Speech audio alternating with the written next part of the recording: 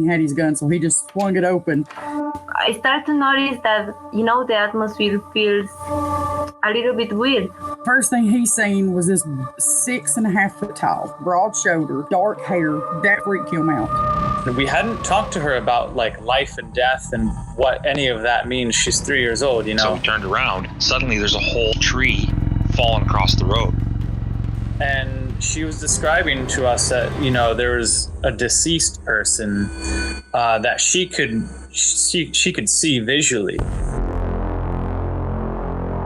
You're listening to Cryptid Clues, where we tackle the ever-expanding history and mystery of monsters and supernatural madness every Monday and Friday. You can find us at CryptidClues.ca for more information, or even check out exclusive content such as interviews and D&D campaigns at patreon.com/CryptidClues.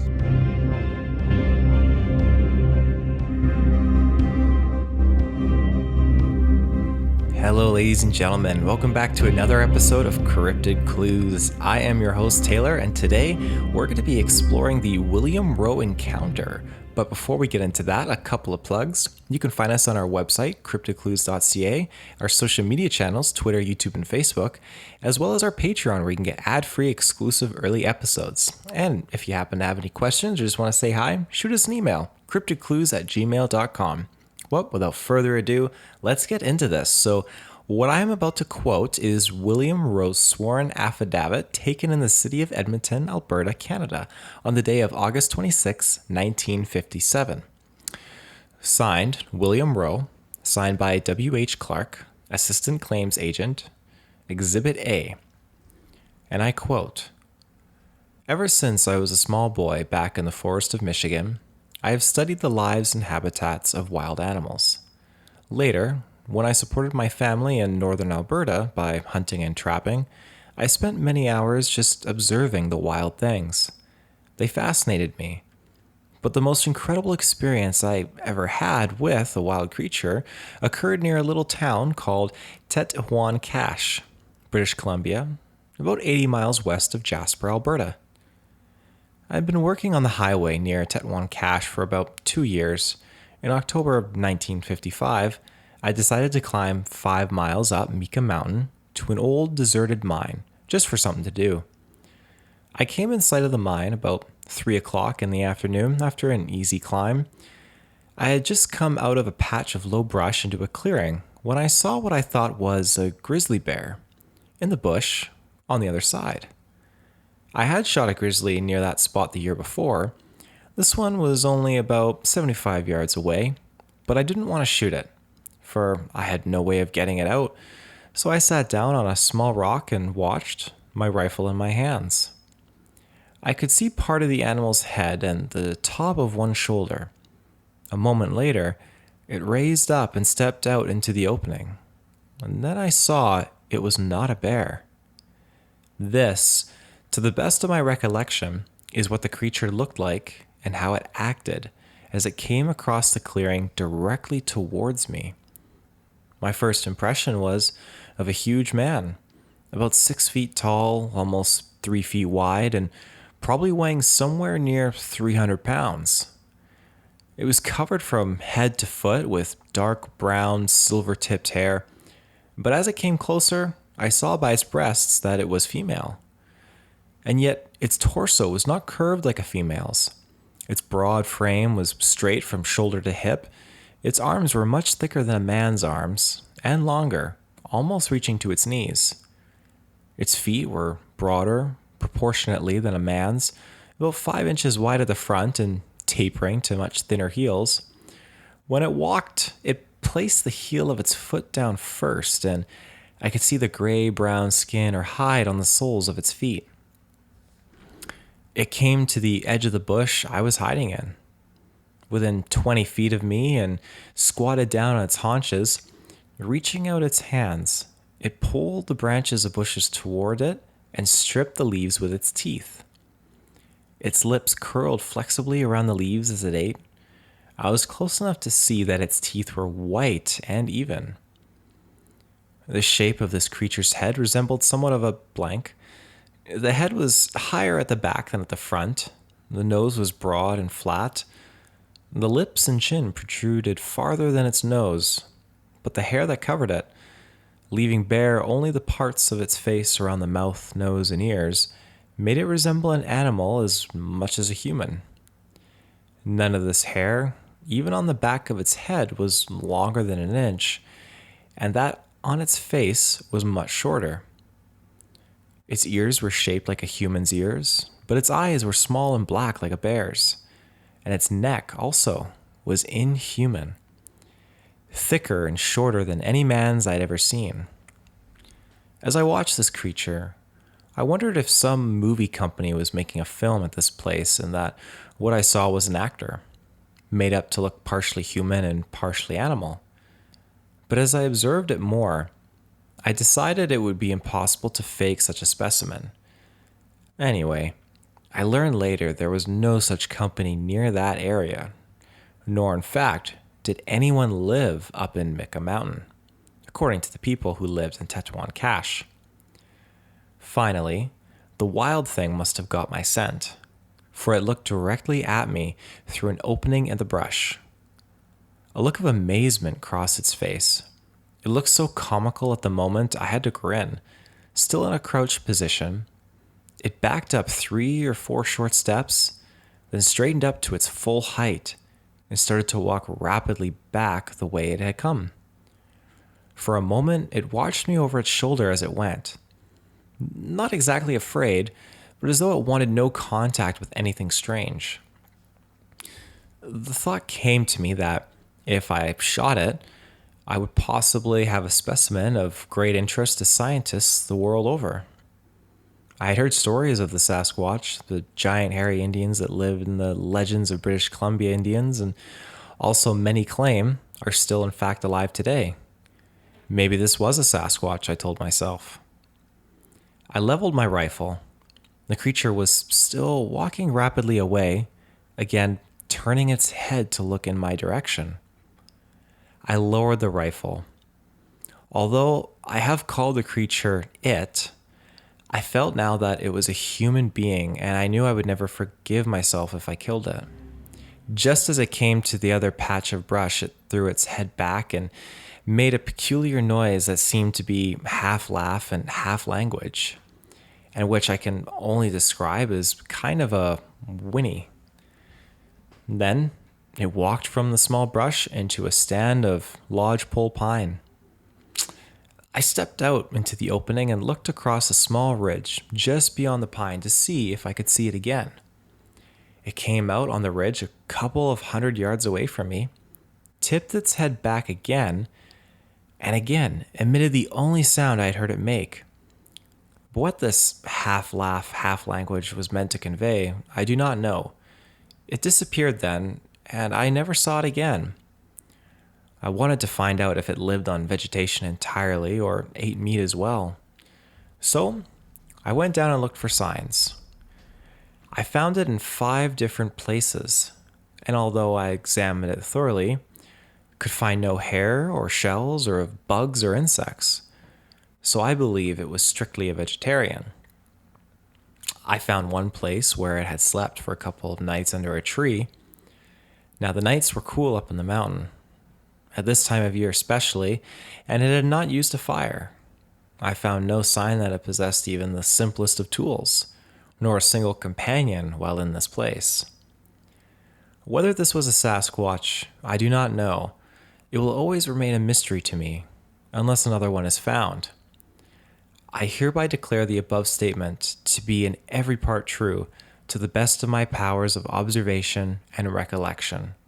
Signed, William Roe. End quote. Now, just to put it out there, if you're unsure, an affidavit is a written statement confirmed by oath or affirmation for use as evidence in court. It's basically like taking an oath. Either way, you're claiming that the information is true and correct to the best of your ability and best of your knowledge. Now, I tried to do some digging, and I was mostly just trying to find why Mr. Roe came forward to report this in the form of an affidavit.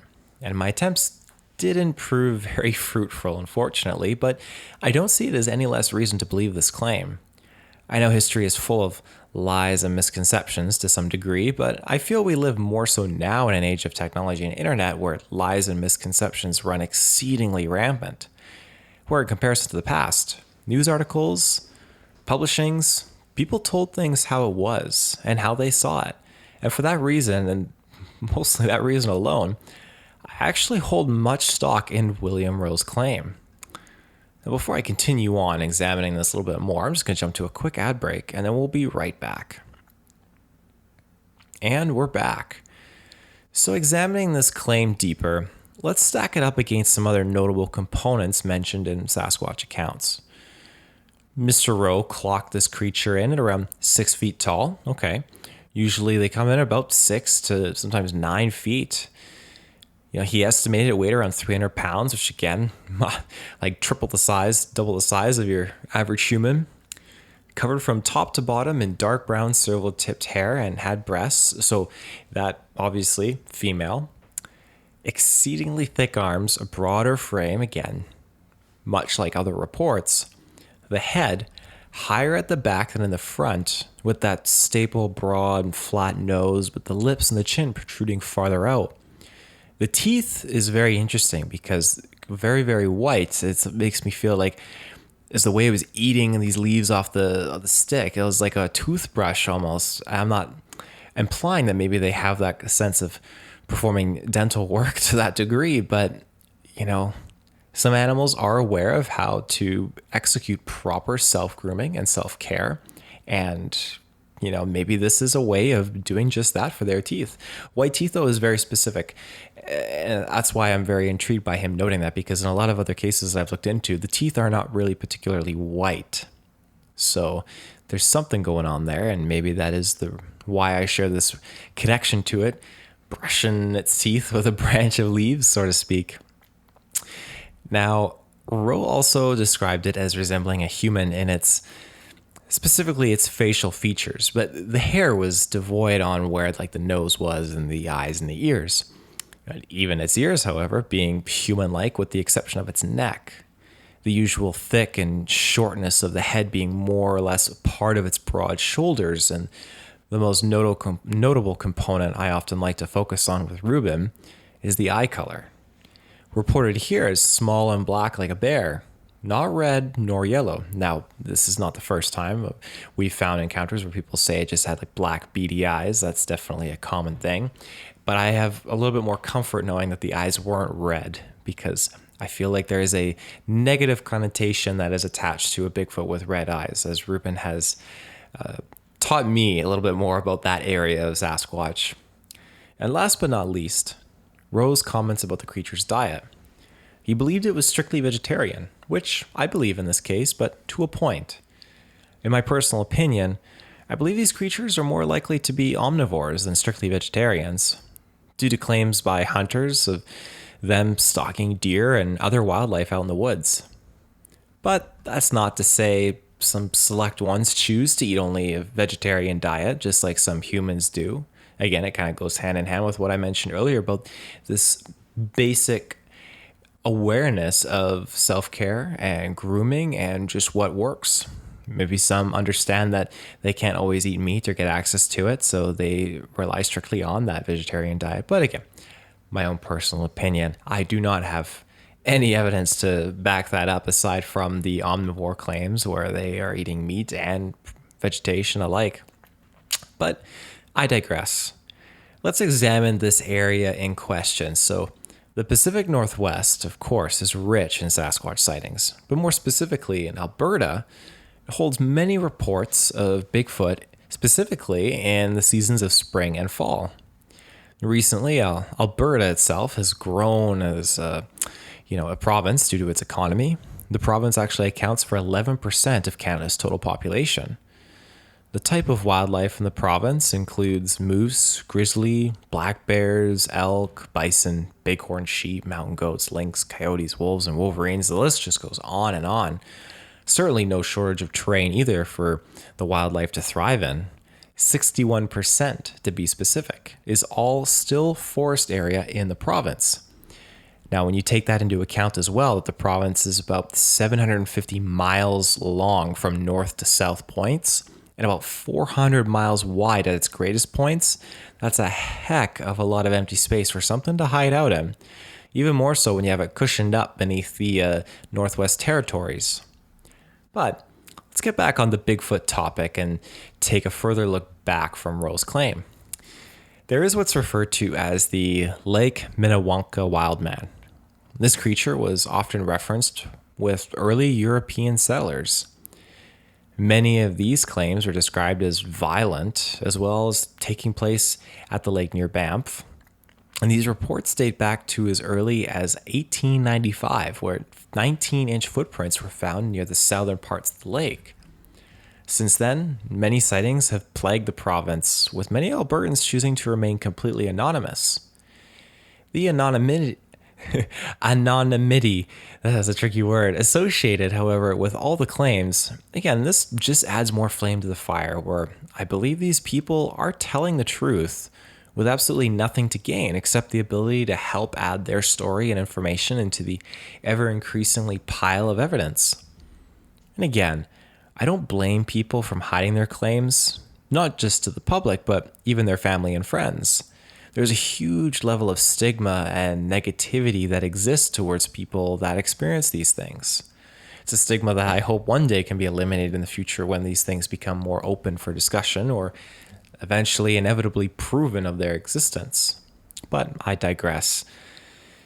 Bigfoot has existed in sightings throughout the province of Alberta for generations and generations, and I think that's just going to keep on going for many, many more to come. It's quite fascinating when you look because there's no shortage. And again, like I said, the anonymous component of all these sightings and people having nothing to gain with that, like I mentioned already, it's just, it's something that people can hold stock in, knowing that they aren't alone, that this is occurring frequently and consistently. One more thing I wanted to touch upon, though, with the William Roe encounter was him raising his rifle to take a shot at it. Now, initially, he thought it was a bear, and that is a huge issue where people think that it's just a bear, or they convince themselves that it was a bear that they saw, when in fact it wasn't. And if they're hunters and they have a rifle and they point it at one of these things, it's good that he didn't shoot, because for all we know, there could have been a third, fourth, fifth, a whole group of them around. But he didn't shoot. And this is something that Reuben has did a great job of explaining on previous episodes, where that sense of humanity kicks in. When you're looking at this thing, you can see, I don't want to use the term soul, because I believe in the soul existing with many animals, with their personalities and their traits. And when you look at this thing, you're seeing that awareness and that consciousness in your scope. And that is the aspect where this guy couldn't do it. He felt like this thing was too human. And that's something Reuben has claimed, where if you shoot it, what would happen? You drag it back into town, and they find that it shares DNA of human beings. Are we now claiming this as manslaughter? There's so many weird legal parameters that could be incorporated into that. But again, we haven't crossed that bridge yet, at least yet. And I would hate to see it where one of these things has to be killed and dragged into town. And here, we have it here publicly. We can dissect it and prove it once and for all. I feel like there would be another better way to go about it, but that's just a conversation that just goes back and forth between me and Reuben consistently. In the case of William Roe, he didn't shoot at it. And I feel like there was a mutual understanding here, because the creature made these audible vocalizations, which are probably, as the way Roe described it, very similar to the Sierra sounds. Definitely check those out if you haven't. And yeah, I can only wonder if maybe it was expressing some sort of gratitude at Roe, because Roe stated that he couldn't obviously understand what these audible vocalizations were, but maybe it was just a form of gratitude. But with that, that's everything I have on this encounter. And it's interesting how specific you need to be with keywords these days when you're looking into Bigfoot things, because this was just specifically the keywords, and reading into it, I was fascinated by it. And I just wish I could have figured a little bit more as to why he chose to pursue this way of explaining and stamping this encounter in the history books with an affidavit. Because I can't imagine these days you go to court, it's really going to get you very far. But maybe, I guess, back in the day, this was just a surefire way of cementing it and claiming it in court as it was, hey, this is to the best of my ability what happened. So I'm glad that this was publicized and was able to be explored, because again, 1955 in October, very, very fascinating, but I digress. That is all for this week's episode, and I hope you enjoyed my retelling of this encounter claim by William Roe. And we'll be back on Friday with another episode, and again on Monday as well. So be sure to check us out on our website, CryptidClues.ca, our social media channels, Twitter, YouTube, and Facebook, and our Patreon, where we get ad-free exclusive early episodes, as well as our email, CryptidClues@gmail.com, where you can reach out, say hi, let us know how it's going. I also want to do one more shout out to Reuben. He's done a fantastic job creating this new campaign. If you haven't tuned into it, it's called Haunt of the Grassman. Our episode 1 dropped on our main feed, and follow-up episodes are going to be dropping on our Patreon. We are going to be doing an episode 2 preview that will drop on the main feed soon, just because it just gets so good, and we just really wanted to share with more people. So definitely stay tuned for that. It's going to be a heck of a good time. So that's everything I got. Again, I hope you enjoyed this week's episode. Can't wait to come back later this week. So until next time, stay safe and take care, everybody.